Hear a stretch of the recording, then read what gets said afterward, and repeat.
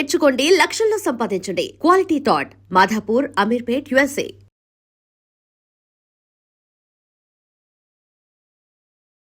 ఏదో ఒక ఇష్యూలో వాళ్ళకి నచ్చని ఏదైనా చెప్తే కోపం వస్తుంది కదా. ఎవరు సార్ అదనమాట నేను దాసనారాయణరావు గారు, నేను కృష్ణ గారు భయంకరంగా పోట్లాడుకున్నాం. అవునా? ఎలా పోట్లాడుకున్నారు ముఖాలు కూడా చూసుకునే లెవెల్లో పోట్లాడుకున్నాం. తర్వాత మేము ఇద్దరం అసలు నేను కృష్ణ గారు కానీ నేను దాసనారాయణరావు గారు అంత క్లోజ్గా మళ్ళీ ఎవరు లేరు. ఇప్పుడు ఏ విషయాల్లో వచ్చేవి గొడవలు? అంటే మాకేదో దీంట్లోనే మనం వేరే సొంత పర్సనల్ ఇష్యూస్ మాకేమైనా లేవు కదా. క్రియేటివ్ డిఫరెన్సెస్లోనే చాలా గట్టిగా మొహాలు చూసుకోకుండా అంతవరకు మాట్లాడుకోకుండా. అప్పుడు సెల్ ఫోన్ లేవు ఇవన్నీ. అంటే మీరు మరి మళ్ళీ ఎలాగా మేకప్ అలాగా మళ్ళీ ఆటోమేటిక్గా అయిపోయింది. ఆటోమేటిక్గా అంటే ఎవరిలోనూ కల్మషం లేదు. ఇప్పుడు నాకు కల్మషం ఆయన మీద, నారాయణరావు గారి మీద కానీ కృష్ణ గారి మీద కానీ కల్మషం ఉండి నేను పంతం బట్టి ఉంటే వేరే, వాళ్ళకి నా మీద అటువంటిది ఏం లేదు. ఒక క్రియేటివ్ డిఫరెన్స్ వచ్చింది నాకు కృష్ణ గారికి, అట్లాగే దాసనారాయణ గారికి నాకు ఒక క్రియేటివ్ డిఫరెన్స్ వచ్చింది. సో అప్పుడు యూత్లో ఉన్నాం కాబట్టి దాసనారాయణరావు గారి మీద కొంచెం చిల్లల పొల్లలుగా నేనే ఆయన మాట్లాడలే పాపం. సో ఆయన పిలిచి ఒక రోజు కూర్చోబెట్టి మాట్లాడారు, సెట్ అయిపోయింది. మీరు ఫాండ్గా ఇష్టపడి వేసుకునే మీ సినిమా ఏది సార్? వేసుకుని చూసే సినిమా పోతే పోనీయా, స్వర్ణక్క?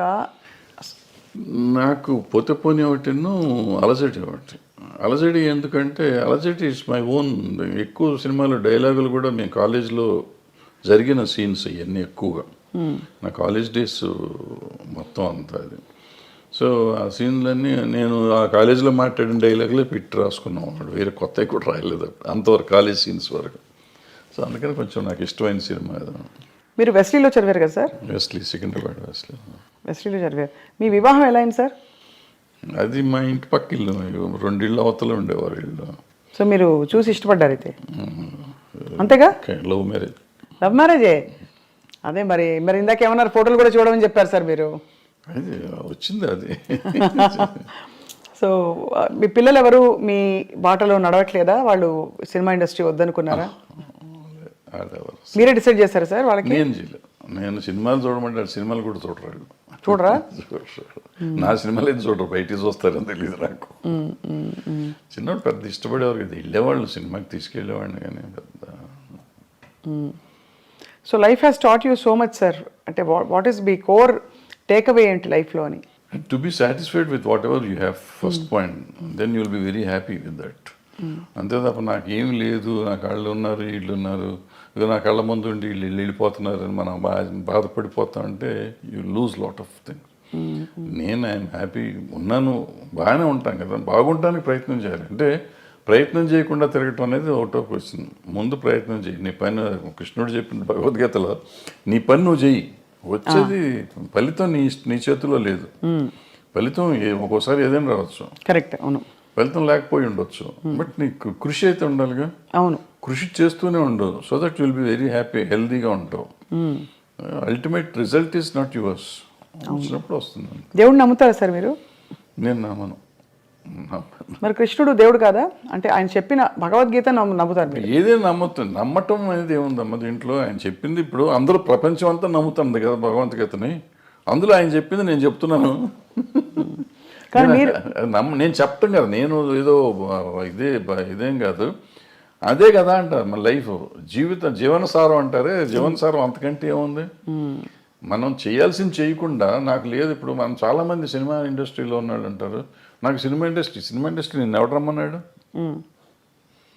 నువ్వు యూ చూస్ యువర్ సెల్ఫ్. మీరు ఇక్కడికి వచ్చి దీన్ని కావాలని కోరుకుని ఏదో ఇస్తారంటే నువ్వు సాధించాలి. వాళ్ళు చిరంజీవి గారు, ఎన్టీ రామారావు గారు, నాగేశ్వరరావు గారు వీళ్ళంతా సాధించి వాళ్ళు గొప్పవాళ్ళు అయ్యారు. చాలా కష్టపడి ఉంటారు కదా సార్. ఎంత వాళ్ళలాగా వాళ్ళు వచ్చేసింది, వాళ్ళకి అంత వచ్చింది నాకెందుకు రాలేదంటే వాళ్ళలాగా నువ్వు ఏమైనా చేసావా? నువ్వు చేయలా. నువ్వు చేసింది చేస్తే నీ పరిధికి ఎంత ఉందో అంత పరిధి నీకు వస్తూనే ఉంది. నీ టాలెంట్కి సంబంధించి ఇప్పుడు నేనున్నానమ్మా, నేను సినిమాల్లో 1 వేషం వేసి ప్రకాష్ రాజ్కి అంత ఇచ్చేస్తున్నారు, ఆడ పెట్టుకుని నన్ను ఎందుకు పెట్టుకోలేదంటే నాకు పర్సనాలిటీ ఉంది కదా. ఆయన యాక్టరు, ఇవాళ దేశాన్ని ప్రపంచంలోనే ఆయన పేరు చెప్పుకునే అంత గొప్ప యాక్టర్ అతను. అవును, అతనిలాగా నేనున్నాను, ఒడ్డు పొడుగున్నాను, డైరెక్ట్ చేశాను, 2 సినిమాలు యాక్ట్ చేశాను, ఆయన పెట్టుకుంటారు నన్ను పెట్టుకోరని ఏడిస్తే నా ఆరోగ్యం చెడుతుంది తప్ప ఏం రాదు, పోదు, నాకేం రాదు. సో దిస్ కంపారిజన్ కానీ లేదంటే అసలు మనం వేరే కానీ ఆలోచించకుండా మనం చేయాల్సింది చేసుకుంటూ పోతూనే ఉండాలి, వచ్చినప్పుడు వస్తుంది. సార్ తెలుగు ఫిల్మ్ ఛాంబర్ ప్రెసిడెంట్గా మీరు వ్యవహరించారు, మూవీ ఆర్టిస్ట్ అసోసియేషన్లో మూవీ ఆర్టిస్ట్ మెంబర్ని కూడా కాదు, అంటే కాదు, బట్ జరుగుతున్న మార్పులు పరిణామాలు, ఆర్ యూ సాటిస్ఫైడ్ అంటే ఒక as a senior film technician? అంటే బేసిక్గా మనం అసలు మూవీ ఆర్టిస్ట్ అసోసియేషన్ అనే దాని గురించి పెద్దగా ఎక్కువ మాట్లాడుకోవటం అవసరం లేదు. ఎందుకంటే కంటే ఒక 800 మంది మెంబర్స్ దాంట్లో 200 మంది అసలు వాళ్ళు ఉన్నారో లేరో వాళ్ళకే తెలియదు. కానీ అంత ఢిల్లీ ఎలక్షన్ లెవెల్లో చేస్తారు కదా సార్, దాని ఊరికి చేసుకుంటారు వీళ్ళు, ఎందుకు చేస్తారో అనవసరం, చేయాల్సిన అవసరం లేదు అది. ఈవెన్ ఛాంబర్ ఎలక్షన్ కూడా నేను మొన్న లాస్ట్ బిఫోర్ ఇయర్ ఎప్పుడు చెప్తే ఎందుకు చేస్తున్నారంటే దాన్ని పోయే కాలం ఏమొచ్చి పోయే కాలం వచ్చిందని తిట్టొచ్చారు, మీడియా ముందే తిట్టొచ్చాను ఆ రోజు. అంతే, మనకి అది ఏదో సరదాగా ఎలక్షన్ చేసుకోవాలి తప్ప ఈ దీంట్లో రూపాయి వచ్చేది లేదు ఎవరికి. ఫస్ట్ పాయింట్, మన టైం వేస్ట్. బట్ నువ్వు సర్వీస్ చేద్దామని వచ్చినప్పుడు డబ్బులు ఎందుకు ఖర్చు పెడతాం? నువ్వు చేసే సర్వీసే ఎక్కువ, సర్వీస్ చేస్తున్నావు, సర్వీస్ చేస్తానికి వచ్చి నువ్వు ₹1,00,00,000 ఖర్చు పెట్టి నువ్వు వస్తే నీ మోటివ్ ఏంటి? నీ మోటివ్ సర్వీస్ మోటివ్ కాదు. ఇంకా పవర్ వల్ల వచ్చేది కూడా ఏం లేదు. ఏముంటాం పవర్ వల్ల? మ్యాక్సిమం ఎప్పుడన్నా చీఫ్ మినిస్టర్ ఇంకోళ్ళు పిలిస్తే మీటింగులకు పిలిచినప్పుడు వీళ్ళు కూర్చుంటే ఏమిస్తారు అక్కడ, అటుకులను జీడిపప్పు ఇస్తారు, అంతే, ఒక కప్పు కాఫీ ఇస్తారు. దానికోసం నువ్వు తాపత్రయపడతావు ఎందుకు? అంటే ఆల్రెడీ నీకు ఆ వాల్యూ ఉంది. నిన్ను ముఖ్యమంత్రి గారు పిలిచే లెవెల్ మీరు ఉన్నారు, ఆల్రెడీ పెరిగే ఉన్నారు. ఇవాళ దానికోసం కొట్టుకోవాల్సిన అవసరం లేదు కదా, ఏ పిచ్చి పనులు అంత. సో అయితే అదే, బట్ వివాదాలు మాత్రం వారానికి ఒకటి వస్తుంది. Jani master issue, Raj Tarun Lavanya issue, అయ్యని ఇప్పుడు ఇంతమంది ఉన్న ఇండస్ట్రీలో ఇష్యూస్ ఉంటా ఉంటాయి. ఆ ఇష్యూని మనం సీరియస్గా తీసుకోవటమా తీసుకోకపోవటం అనేది మనం ఆలోచించుకోవాలి. ఏదో ఉంటాయి, ఉన్నప్పుడు దాన్ని పెట్టుకోవటం. సార్ మోహన్ బాబు గారి ఇంట్లో జరిగిన తగాదాలు ఏవైతేనా మీరు ఒక అంటే టెక్నీషియన్గా, సినిమా ఇండస్ట్రీ వ్యక్తిగా మీరు సమాధానించి చెప్పారా? ఎవరికి? ఆయనతోనా? ఆయనతో ఇది ఏదో అది పర్సనల్ కదా, ఒకవేళ నేను మాట్లాడినప్పుడు నేను పబ్లిక్లో చెప్పకూడదు కదా. ఇప్పుడు నేను నిజంగా వాళ్ళ వెల్విషర్ని అయితే ఒకవేళ నేను వెళ్ళి అక్కడ ఏళ్ళు పెట్టుంటే, పెట్టానో లేదా అనేది తర్వాత సంగతి, పెట్టుంటే అక్కడ ఏం జరిగింది ఇక్కడికి వచ్చి ప్రమోషన్ కాదు, ఏం జరిగింది కాదు సార్, బట్ అసలు అంటే అది బాగా బహిరంగంగా అయిపోయింది కదా, మీ వాళ్ళే మీడియాకి వచ్చారు. ఇప్పుడు వాళ్ళు బహిరంగంగా ఉన్నారు, నేను బహిరంగంగా ఉండకూడదు. నేనని కాదు, ఎవరైనా కానీ, ఎవరు ఇంటర్ఫియర్ అయినా కానీ, ఇంటర్ఫియర్ అయిన వాళ్ళు బయటకు వచ్చి ఇట్ట జరిగిందని చెప్తే ఇక వాళ్ళు పెద్ద మనిషి ఎట్ అవుతారు వాళ్ళు. ఫస్ట్ పాయింట్ అది తప్పు. రెండోది అటువంటి జరగటం విచారకరం. అందులో మన వాళ్ళు కావాల్సిన వాళ్ళు, పిల్లలు మంచివాళ్ళు, తండ్రి మంచివాడు, ఈ రకాల సమస్య ఎందుకు సమస్య వచ్చిందని నాకైతే అర్థం కాలేదు. నాతో అందరూ బాగుంటారు, 4-3 పిల్లలు బాగుంటారు, ఆయన బాగుంటారు, మోహన్ బాబు గారు బాగుంటారు, అందరూ వెరీ నైస్ పీపుల్, చాలా మర్యాదగా నాతో చాలా అంకుల్ అంటారు పిల్లలు, ఆయన తమ్ముడు అంటూ ఉంటాడు. వాళ్ళ ఇంట్లో అట్లా జరిగిందంటే నాకు నిజంగా బాధగా ఉంది. I just really wanted to go and speak, but ఏమో ఎందుకు డెలికసీస్ వాళ్ళవి మనకి ఎందుకని నేను అడగలేదు. మొత్తానికి సార్ అయితే ఇప్పుడు అంటే there is a lot of turmoil going on around అనిపిస్తుంది సమాజం చూస్తుంటేనే. అన్ని చోట్ల ఉందమ్మా, సమాజంలోనే తేడా వచ్చేసింది. అది ఎందుకు వచ్చింది అంటే, సార్ ఆన్ స్క్రీన్ గురించి మాట్లాడదాం. మనకి ఎక్కడో ఇన్ పోర్ట్రేయింగ్ విమెన్, అంటే విమెన్ ఇష్యూస్ మీద మీరు బాగా స్పందిస్తూ మాట్లాడుతూ వచ్చారు కాబట్టి, స్క్రీన్ మీద కూడా మొన్నటి డాకు మహారాజ్ సినిమాలో పాట కూడా విమర్శకి గురైంది కొంత. అవసరమా అని, తప్పు రైట్ అని కాదు, ఇది అవసరమా మనకి అంటే మీ పరిధిలో మీరు ఎప్పుడు కూడా అశ్లీలం, అసభ్యకరం అనే అంశాలకు కానీ, స్టెప్పులు వేసినప్పుడు ఇలాంటివి కానీ మీరు జాగ్రత్తలు తీసుకునేవారా? Were you very conscious? డెఫినెట్గా వెరీ కాన్షియస్. అంటే నాకు ఒక్క సినిమాకి నాకు కోపం వచ్చి తీసాను, బంగారు మొగుళ్ళు అనుకుంటా. ఇటువంటి దరిద్ర పని నేను కూడా చేశాను. ఆ పాటే దరిద్రం, అక్కడ చేయేస్తే ఇక్కడ చేయేస్తే సంథింగ్ ఏదో ఉంటుంది, సరే గుర్తులేదు. అంటే మంచి నీతిగా అసలు ఎక్కడ ముట్టుకోకుండా ఒకళ్ళనొకరు టచ్ చేయకుండా సినిమా తీస్తే అంటే ఎవడో చూడట్లేదని కోపం వచ్చి ఆ సినిమా దరిద్రం పెట్టండి అని చెప్పి నేనే పెట్టి తీస్తాను. అంటే ఒక్కోసారి ఫ్రస్ట్రేషన్లో చేసిన పని అది చేసింది నేను చేసిన తప్పే. బట్ ఇవాళ వాళ్ళు చేసిన తప్పంటే ఇప్పుడు నాకు వయసు అయిపోయి నేను సినిమాలు లేవు కాబట్టి వాళ్ళు చేసిన తప్పండి. ఇవాళ చిరంజీవి గారు ఠాగూర్లోనో దేంట్లోనో అదేదో సినిమా పాట ఏదో ఉంటుంది, ఏమంటే నేను అప్పుడు కామెంట్ చేశాను, అంత అద్భుతమైన సినిమాలు ఇది ఏంటండి అని చెప్పి. ఆ తర్వాత వాళ్ళంతా ట్రోల్ చేశారు. అట్లాగే బాలకృష్ణ గారు మొన్న ఆ సినిమాలో కూడా అది స్టేజెస్కి అనవసరం, అది ఆయన స్టేచర్కే ఇంకేది కాదు. స్టేజర్కి అనవసరం. అసలు ఇవాళ అటువంటివి చూస్తారు అనుకోవటం అనవసరం. అంతకు ముందు ఆయన చేశాడు కదా భగవత్ కేసరి, అద్భుతంగా చేశారు ఆ సినిమా.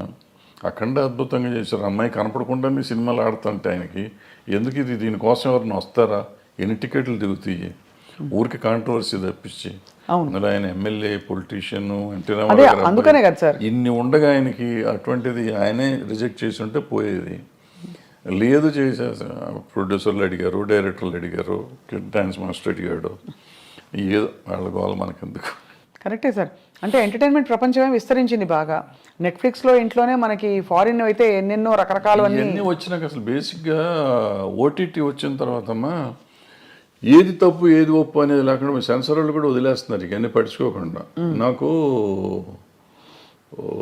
రౌడీ అన్నయ్యలోనో దేంట్లోనో ఒక సాంగ్ చేస్తుంటే ఈ రంభక వరకు మిడీ లాగా ఉంటుంది ఇక్కడ దాకా.